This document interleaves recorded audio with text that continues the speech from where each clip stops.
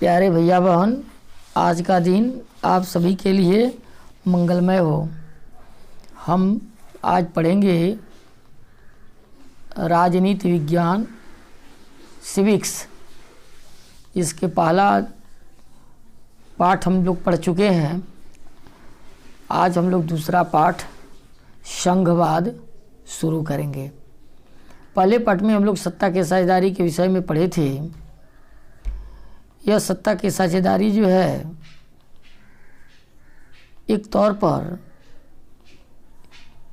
प्रजातांत्रिक व्यवस्था में एक आम रूप है। सत्ता की साझेदारी के इसी स्वरूप पर आज हम विचार करेंगे, जिसे सामान्य तौर पर संघवाद कहा जाता है। एक ही प्रजातांत्रिक व्यवस्था के अंदर में अलग अलग क्षेत्रों का साथ रहना, चलना इस व्यवस्था में संभव हो जाता है। इसीलिए इसको हम संघवाद की संज्ञा दिए हैं। भारत के संघवाद के सिद्धांत और व्यवहार को समझने का प्रयास हम करेंगे। संघीय ढांचे से संबंधित संवैधानिक प्रावधानों पर चर्चा करेंगे।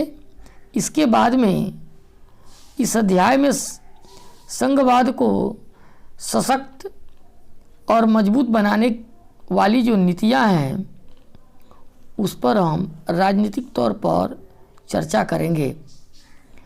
सबसे पहले हम आपको बताएंगे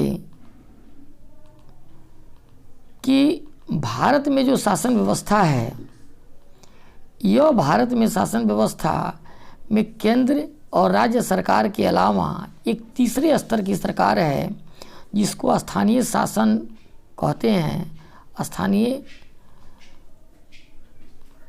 स्वशासन की सरकार कहते हैं।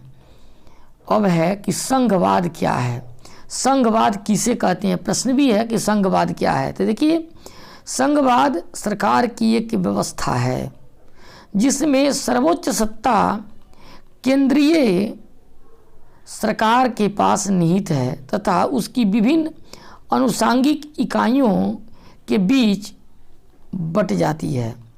विभिन्न अनुषांगिक इकाइयाँ तथा केंद्रीय सरकार स्वतंत्र रूप से प्रशासन चलाते हैं तथा अनावश्यक एक दूसरे के मामले में हस्तक्षेप नहीं करते हैं। इसी को हम संघवाद कहते हैं। अगर मुख्य रूप से समझा जाए तो केंद्र सरकार और राज्य सरकार दो सरकारें हैं, दोनों स्वतंत्र सरकार है। दोनों स्वतंत्र रूप से अपने अपने क्षेत्रों में कार्य करती है, लेकिन केंद्र सरकार संपूर्ण देश प्रशासन व्यवस्था करती है और राज्य सरकार केवल एक क्षेत्र विशेष पर शासन का काम करती है। अब हम आपको बताएंगे कि देखिए, अधिकार के लिए प्रांतीय सरकार और केंद्र सरकार पर निर्भर नहीं रहती है। प्रांत सरकार स्वतंत्र है और केंद्र सरकार भी शासन करने के लिए स्वतंत्र है। हम लोग पिछले अध्याय में पढ़े थे बेल्जियम की कहानी। बेल्जियम ने एकात्मक शासन की जगह पर संघीय शासन प्रणाली अपना लिया था। श्रीलंका में व्यवहारिक रूप से अभी भी एकात्मक शासन व्यवस्था है, जिसमें केंद्रीय सरकार के पास ही सारी शक्ति, सारे अधिकार केंद्रित है। श्रीलंका के तमिल नेता चाहते थे कि देश में सच्चे अर्थों में संघीय शासन व्यवस्था कायम हो, लेकिन ऐसा हुआ नहीं। इसी दुनिया में, पूरे विश्व में 192 देश ऐसे हैं जिसमें से केवल 25 देश में ही संघीय शासन व्यवस्था है। शेष सभी देशों में अन्य व्यवस्थाएं लागू है। दुनिया के 40% जनसंख्या इन 25 संघीय शासन व्यवस्था वाले देश में ही रहती है और दुनिया के बड़े बड़े देश इस संघीय शासन व्यवस्था में शामिल भी है। तो संघीय शासन व्यवस्था में जो सबसे ऊंची सत्ता होती है, जो सर्वोच्च सत्ता होती है, वह केंद्रीय सरकार की होती है और उसकी अलग अलग अनुषंगिक इकाई के रूप में वह बटी होती है। यानी देखा जाए तो संघीय शासन व्यवस्था दो स्तर पर सरकार होती है। संघीय शासन व्यवस्था में एक सरकार पूरे राष्ट्र के लिए होती है और दूसरी सरकार प्रांतों के लिए या राज्य के लिए होती है। जो केंद्रीय सरकार होती है उसके जिम्मे राष्ट्रीय महत्व के विषय आते हैं, जबकि प्रांतीय सरकार के विषय प्रांतीय सरकार में उससे राज्य के ही कामकाज देखने की शक्ति है। सत्ता के इन दोनों स्तर की सरकार अपने अपने स्वतंत्र रूप से अपने स्तर से काम भी करती है। अब इसको आप समझेंगे। संघीय शासन व्यवस्था एकात्मक शासन व्यवस्था से ठीक उल्टा है। एकात्मक शासन व्यवस्था में शासन का एक ही स्तर होता है, बाकी इकाई उसके अधीन होकर के काम करती है। इसमें केंद्रीय सरकार प्रांतीय या स्थानीय सरकार को आदेश दे सकती है, पर संघीय शासन व्यवस्था में केंद्रीय सरकार प्रांतीय सरकार को कुछ खास करने का आदेश नहीं देती। प्रांतीय सरकार के पास अपनी शक्ति होती है, उसके लिए वह केंद्रीय सरकार को जवाब नहीं देती है। दोनों सरकार अपने स्तर पर लोगों को जवाब देते रहती है और काम करते रहती है। संघीय शासन व्यवस्था की कुछ महत्वपूर्ण विशेषता है जो निम्नलिखित है या अग्रलिखित है। देखिए, यहाँ सरकार दो या अधिक स्तरों वाला होती है। विभिन्न स्तर की सरकार एक ही नागरिक समूह पर शासन करती है। कानून बनाने, कर असूलने, प्रशासन का उनका अपना अलग अलग अधिकार क्षेत्र होता है। विभिन्न स्तर की सरकार के अधिकार क्षेत्र संविधान में वर्णित है। इसीलिए संविधान सरकार के प्रत्येक स्तर के अस्तित्व को और सरकार के गारंटी और सुरक्षा प्रदान करता है। संविधान के मौलिक प्रावधान को भी किसी एक स्तर की सरकार अकेले परिवर्तित नहीं करती। इसको परिवर्तन करने के लिए दोनों स्तर के सरकारों की सहमति जरूरी है। बिना केंद्रीय और राज्य सरकार के सहमति के संविधान में परिवर्तन नहीं होता। अदालत को संविधान और विभिन्न स्तर के सरकार के अधिकार की व्याख्या करने का अधिकार है। अलग अलग स्तर की सरकारें के बीच अधिकारों के विवाद की स्थिति में सर्वोच्च न्यायालय उच्च न्यायालय निर्णायक की भूमिका निभाता है। सर्वोच्च न्यायालय यानी उच्चतम न्यायालय जो है वही भूमिका निभाता है।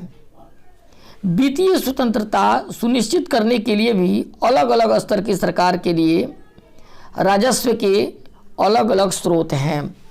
दोनों सरकार के लिए अलग अलग कर लेने का प्रावधान है।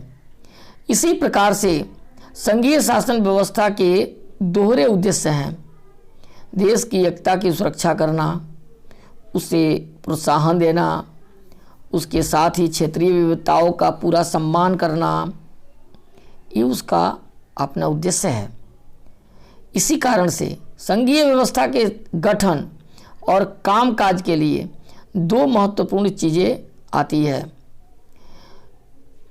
विभिन्न स्तरों की सरकार के मध्य सत्ता के बंटवारे के नियम पर पहले सहमति बनती है और एक दूसरे पर भरोसा होना चाहिए दोनों के बीच में कि वे अपने अपने अधिकार क्षेत्र को मानेंगे और उस पर कार्य करेंगे। आदर्श संघीय व्यवस्था में दोनों पक्ष होते हैं। आपसी भरोसा और साथ रहने पर सहमति, ये दोनों होना चाहिए, तभी यह कार्य हो सकता है, नहीं तो नहीं हो सकता। केंद्र और विभिन्न राज्य सरकार के बीच सत्ता का बंटवारा हर संघीय सरकार के भिन्न भिन्न किस्म से होता है।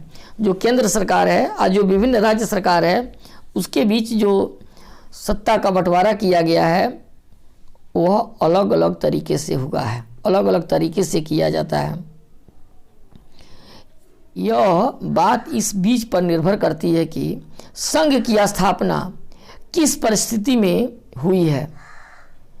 संघीय शासन व्यवस्था मुख्य रूप से दो प्रकार से गठित होती है। पहला तरीका है दो या अधिक स्वतंत्र देशों को साथ लाकर एक बड़ी इकाई गठित करने की। इसमें दोनों स्वतंत्र देश अपनी संप्रभुता को साथ रखते हैं, अपनी अलग अलग पहचान को भी बनाए रखते हैं तथा अपनी समृद्धि बढ़ाने का रास्ता भी अपनाते हैं तथा साथ आकर संघ बनाने के उदाहरण प्रस्तुत हैं आपको। संयुक्त राज्य अमेरिका, स्विट्जरलैंड, ऑस्ट्रेलिया आदि ये सभी एक साथ आकर के अपना संघ बनाए हैं। इसी तरह की संघीय व्यवस्था वाले देशों में प्रायः प्रांतों को समान अधिकार होता है और वे केंद्र के बराबर और केंद्र से ज़्यादा शक्तिशाली भी होते हैं। संघीय शासन व्यवस्था के गठन का दूसरा तरीका भी है। बड़े देश द्वारा अपनी आंतरिक विविधता को ध्यान में रखते हुए प्रांत का गठन करना, फिर राज्य और राष्ट्रीय सरकार के मध्य सत्ता का विभाजन कर देना होता है। भारत, बेल्जियम और स्पेन ऐसे ही संघीय शासित देश के उदाहरण हैं। दूसरी श्रेणी वाली व्यवस्था में राज्यों के लिए अगर देखा जाए तो केंद्र सरकार अधिक शक्तिशाली हुआ करती है और राज्य सरकार उसकी अपेक्षा कम।